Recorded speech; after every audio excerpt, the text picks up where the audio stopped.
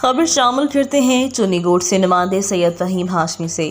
گزشتہ رات جامعہ محمدیہ انوار مدینہ چنی گوٹ میں انجمن محبان مصطفیٰ کی زیر اہتمام اور قاری ریاض احمد خان سعیدی کی زیر صدارت آمد ربیع الاول کے حوالے سے کانفرنس کا انعقاد، جس میں خصوصی خطاب شیخ الحدیث پیر طریقت سید ارشد سید قاسمی نے فرمایا۔ انہوں نے اظہار خیال کرتے ہوئے کہا کہ ایمان کا مرکز و محور ذات محمد مصطفیٰ صلی اللہ علیہ وآلہ وسلم ہے۔ آپ کی سیرت پر عمل کرتے ہوئے ہم اپنی دنیاوی اور آخروی زندگی سنوار سکتے ہیں اور ہمارے مدارس دین اسلام کے قلعے ہیں۔